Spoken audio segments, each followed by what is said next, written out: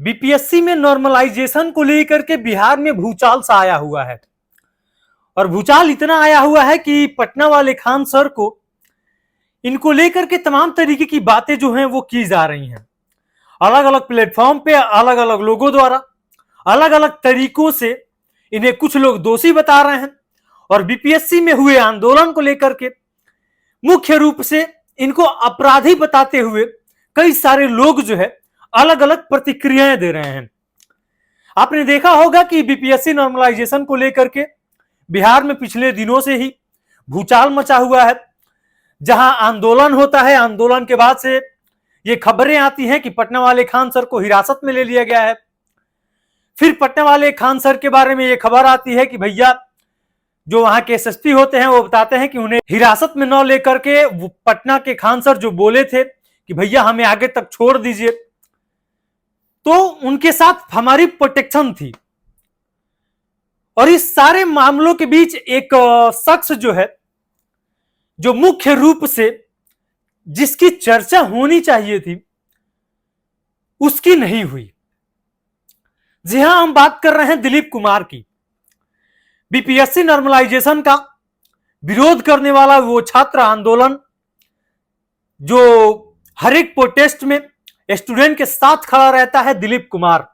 शायद आप ये नाम पहली बार सुन रहे होंगे, क्योंकि बिहार में पटना में आपने खान सर का ही अभी तक नाम सुना कि खान सर गिरफ्तार हो गए, खान सर गिरफ्तार नहीं हुए थे। फिर उसके बाद से खान सर जो है उनकी हालात इतनी बिगड़ गई कि उन्हें हॉस्पिटल में भर्ती कराया गया, उन्हें आईसीयू में भर्ती कराया गया, उन्हें हॉस्पिटलाइज किया गया और उनकी तमाम तरीके के अलग अलग लोग जो है प्रतिक्रियाएं दे रहे हैं और अलग अलग लोग जो है बातें कर रहे हैं। लेकिन इस सारे मामलों के बीच एक शख्स जो है जिसका नाम दिलीप कुमार है, जो इस बीपीएससी नॉर्मलाइजेशन का जो मुख्य चेहरा है वो है दिलीप कुमार। जिस दिलीप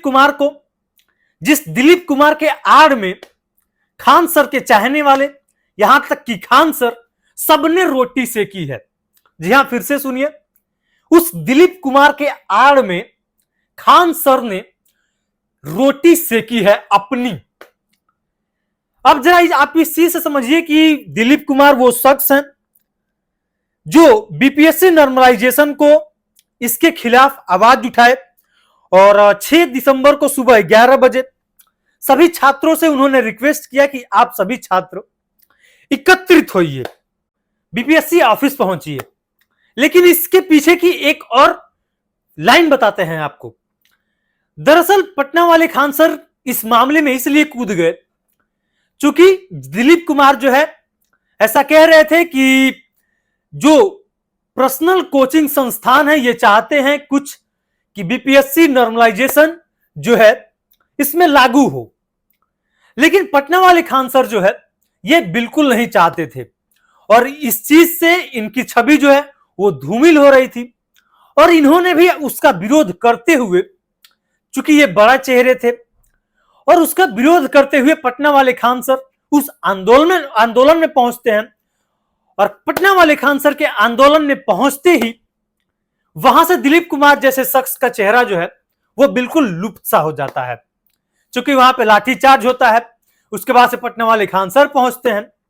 तब तक जो दिलीप कुमार है इनको हिरासत में ले लिया जाता है। दिलीप आपको किस जेल में ले जा रहे हैं? हमें बेउर जेल भेजा जा रहा है। हम करोड़ों युवाओं के लिए आवाज उठा रहे थे, लेकिन हमें जेल भेजा जा रहा है। बीपीएससी में जो परीक्षा 13 दिसंबर को होने वाली है उसके पहले हमें जेल भेजा जा रहा है। पता नहीं बीपीएससी में क्या चल रहा है, मुझे नहीं। और जिस आंदोलन की जो शुरुआत की थी उस दिलीप कुमार को आज भी हिरासत में रखा गया है और पटना वाले खान सर जो है आज भी हाईलाइट चेहरा जो है वो बने हुए हैं।